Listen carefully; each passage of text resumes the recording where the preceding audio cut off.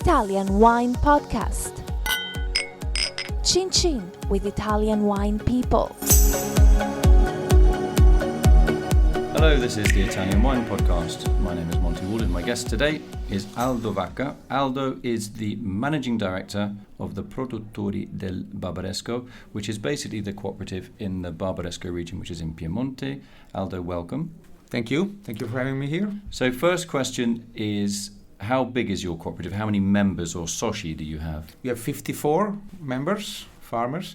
We produce 500,000 bottles, and we control around 110 hectares of Nebbiolo grapes out of a total appellation of 700. So for Barbaresco, we are a large winery, but in the scheme of the wine world, we are relatively medium size. Right, so the Barbaresco cooperative is known in Italy as being, if not one of the best, certainly the best cooperative. What is the secret of your success? Is it the fact that you're fairly small size and you have fantastic terroir, or is it a little bit more than that? That is true, but it's a little bit more than that. There's one secret of the success of Produttori was the decision that was taken at the year of the foundation in 1958 to focus on one grape only, Nebbiolo, and one wine only, Barbaresco. And everything came consequently out of that decision. Back in those days, it wasn't an easy decision. In fact, it was a bit of a marketing suicide to do that. Barbaresco was not an easy wine to sell, and it was not a wine widely consumed. Of course, local people were drinking mainly Dolcetto, Barbera, and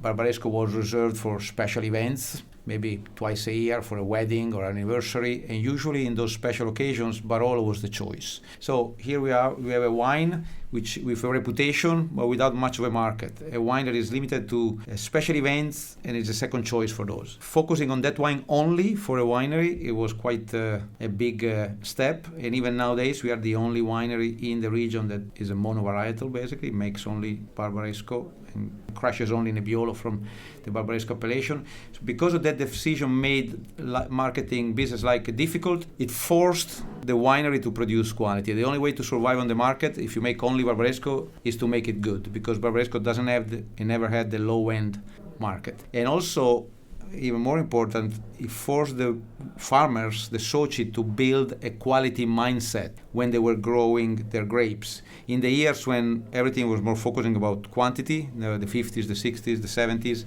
these farmers took the opposite way because it was the way for them to survive. The decision of making only Barbaresco was not easy, but the founder of the winery was the local priest. Really? Don Fiorino, which was a young priest that was moved by the bishop in Barbaresco in 1954.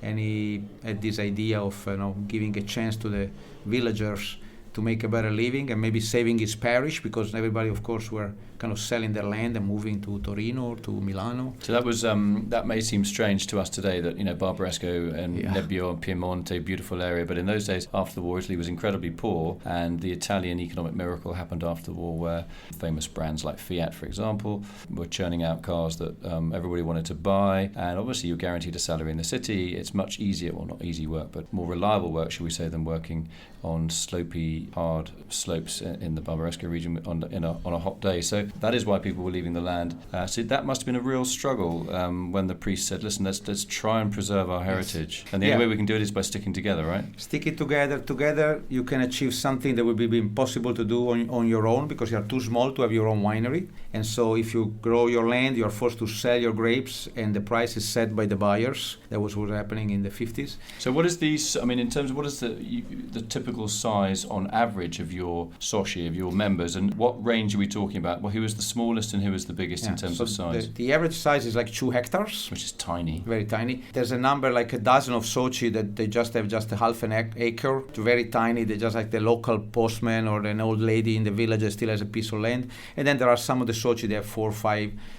The biggest has 11 hectares. Which is still very small. Yeah, still very small. Again, usually too small to have your own winery, although these days you can start a boutique winery and sell your wine, Barbaresco, for 50 euros a bottle. But in those days, it was practically impossible. So that decision, making only Nebbiolo, was very crucial. Then, of course, the terroir is very important. The fact that Barbaresco was a little behind Barolo in terms of sales and marketing and reputation, the result of that fact was that the owners of the top crus, the top land in Barbaresco in the 50s, were basically still farmers. Like a lot of the best vineyards in Barolo were already owned by people making wine, in Barbaresco they were still farmers. And so when the priest was able to convince, now the priest in those days had enough charisma. These days will not be like that because there were 19 farmers, the original founders, now stubborn Piedmontese farmers, not very easy to get along, but the priest pushed them. And so the farmers that joined, they actually owned pieces of the great crus. I think we are the only, at least one of very, very few wine cooperative in Europe that can claim control on the majority of the Grand Crus, if you want to call so, of the region. So terroir is very important. The decision on focus on that terroir only and Barbaresco only, and not spreading to Dolcetto, Barbera, white wines. The other decision was very important at the beginning was the 100% delivery. So my 54 farmers, they deliver to the winery only the Nebbiolo grapes that they grow. If they grow Dolcetto, Chardonnay, they do whatever they want. But when it comes to the Nebbiolo, they have to deliver 100% of their Nebbiolo. So they cannot compete with the cooperative. A lot of cooperatives allow their farmers to do both. And we trust them, but not too much. So we prefer, they are obliged to deliver all the Nebbiolo that they grow, so they cannot keep on the best one and deliver the not so good. So very, very focused on that. And finally, the third decision was taken right from the beginning, from day one, was the quality reward. The higher quality of the grapes, the more money per kilo of grapes. So how many grades are there in terms of quality? Is it like 3 grades, 5 grades? 31. 31 grades? We 31 build grades, just growing grapes? Yes. It's very precise. We measure quality these days by measuring for each load of grapes sugar, color, and tannins. At the beginning was just sugar, but every single load of grapes that comes to the winery is weighted, crushed. A sample is taken, like half a pint of juice, put into a spectrophotometer, and 3 numbers pop out from the spectrophotometer: sugar level, color, brightness, and ripeness of the phenolic, of the tannins. So by measuring color, sugar, and tannins, we have a precise quality judgment of that single batch. And at the end of the harvest, we build a scoreboard from the lower quality to the top quality. Last year, just to give you an example, we paid 2.5 euros per kilo up to 5.6. So 31 steps of 10 cents. Every little extra color, every little extra sugar level gets 10, 20, 30 extra cents per kilo. So the farmers are very focused. They deliver the grapes multiple times. They pick one vineyard first because it's ripe. They wait for the other little plot to ripe a little longer. If rain is coming, they may deliver the bottom of the hill first and wait for the top of the hill to survive the rain. If the weather is nice, the top of the hill comes in first and the bottom of the hill ripens a little longer in the October sun. So they take those decisions themselves, but they know that the better quality they deliver at the time of picking, the more money will be in their pocket. We don't really pay grapes, we share profit.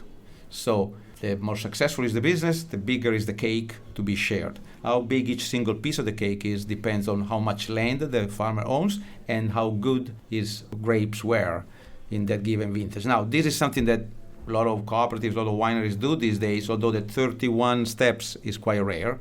But quality reward really started to become a factor in the Langhe in Piedmont in the 80s. We started to implement that from 1958. That really, again, set the Produttori apart from many other cooperatives. Yeah, set the Barbaresco cooperative. And some people are probably wondering why people would want to bother just selling grapes rather than making their own wine. If you're a small producer, you're not going to have the economy of scale to buy vats or to build a winery. And then there's all the commercial side, all the legal side, the designing labels and bottling and corks and storage and boxes and invoices and customs declaration, all that sort of stuff. So they're kind of avoiding that, which means that they can actually focus on one thing, which is growing the grapes. And that is why this system, that's the great advantage of the system of the cooperative in general, but also of this particular cooperative, that there is this absolute focus using these quality parameters. Yes, and then of course they also have, if you want to start your own winery, besides all the things you mentioned, you also have to be willing to deal with people and be nice with people. And Piedmontese farmers, sometimes they just like to stay on their own. So there's a lot of skills that are required to start a successful winery. Of course, these days it will be easy for some of them to do it because these days the market is booming. But at this point, the Produttori is so well established and we pay their grapes so well that from a strictly financial point of view, there's no reason to leave Produttori. Of course, if you are a farmer with a good piece of land and you have a big ego, you want to put your name on the label, then you leave and start your own winery. But if you look only at the finances, at the economy, just doesn't make any sense. So in the 60 years of lifetime of Produttori, only 4 farmers left, less than 1 per decade, to start their own winery. And we got some new, so from 19 we grew up to 54. It's been a nice balance. We're still small, but we control more than half of the Nebbiolo vineyards in the village of Barbaresco itself. So we're very much a Barbaresco village winery. Do you have any contact with other high-quality cooperatives in Italy? Say, for example, in the Marche, they're quite known for some really high-quality cooperatives, mainly producing white wine, but also a little bit of red. Do you get together and chat about stuff or not? Occasionally, but not in a. Although I thought about doing the Vinitaly fair or other fairs together with top wine cooperatives, or bringing the message of the cooperatives in the wine fairs. But then we never actually get to that. Of course, I know several of them, and we are in good relationship. But we think more about us just like as a winery. So sometimes I do promotion and marketing with other privately owned wineries from the same region, rather than trying to coordinate effort with cooperatives from other regions. It just seems like Piemontese kind of stick together. So what about the main markets? We sell 70% of our production in the export market. The number one market, like everybody else in Piemonte these days, is the USA. We sell 1/3 of our total production to the US. And the main states? California and New York, but we have a very good market in the Northwest.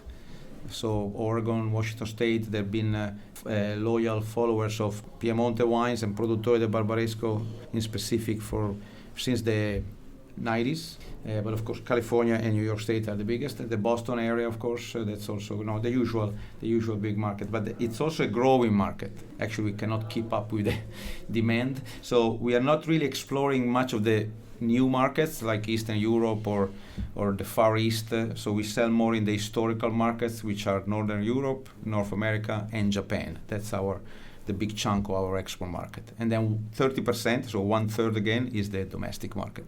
Because Produttori del Barbaresco is a very strong brand locally around in Piemonte. Isn't that a good thing, Milan. though? It's a good thing. It's good to be present in the local restaurants because, of course, we have flocks of tourists coming.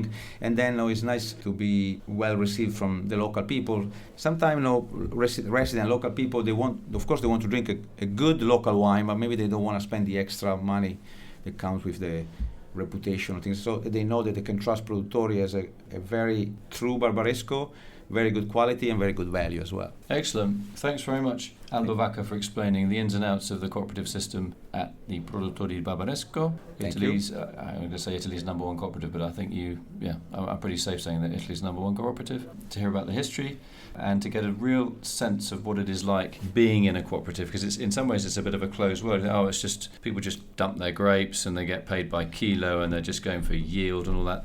But in your case, with these parameters that you and your team have laid out, show that it's a very complex but I think a very fair system that you've created. Yes, it's very fair to all the farmers. Again, that's why we measure the quality with a machine, so there's no debate. No debate, and it's relatively simple because it's a well-oiled machine that we have been 60 doing years this system for 60 years, and it's just one grape. Yeah. So that makes life a little easier when it comes to the quality evaluation and the strategic decisions to be taken. So we have 3 labels: the Langhe Nebbiolo, which is the introductory level, which is declassified Barbaresco basically. Then we make the Barbaresco, which is a blend of Nebbiolo grapes from the region, from the appellation. And then in the best years, we also release 9 single vineyards, like the Grand Cru, 9 historical vineyards from the village of Barbaresco. We cherry pick the best grapes from those 9 vineyards, age them a couple of extra years and sell them under the reserve program. So what are some of the names of those crus?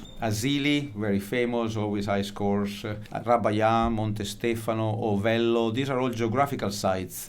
For example, I live in the Ovello region on top of the hill, but the vineyards around my house, that's the Ovello area. So strictly a difference in terroir, no? A little bit more sand, a little more calcium, a little closer to the river, a little steeper, south exposed, the southeast. Now those things that makes a difference from one vineyard to the other, vinified exactly in the same way on purpose, just to show the terroir rather than trying to make the wine better or more similar.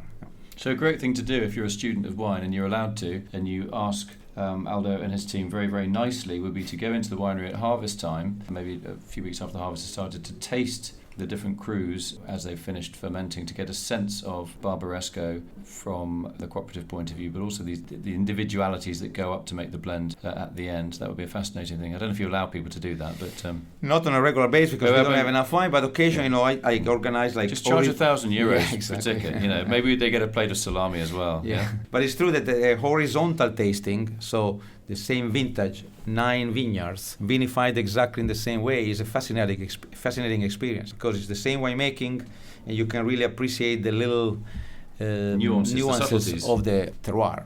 Aldo Vacca from the Produttori del Barbaresco, which is the Barbaresco cooperative. Thanks very much for opening the door to your wonderful cooperative in Piemonte. Thank you. And you spoke beautifully and eloquently about the benefits of being in a cooperative, and it's good to hear. I like it when people work together. Italy's always, they're such individuals, which you guys are, but when you work together and produce the results that you do, that it shows that. But a teamwork sometimes is a great thing. Yes, it's a good thing, and if it's well managed, it works fine. Everybody's happy. The money flows nicely, and the reputation is there. So the farmers are also proud to be part of something so special. Great stuff. Aldo Vacca, Produttori del Barbaresco. Thanks a lot. Thank you. Follow Italian Wine Podcast on Facebook and Instagram.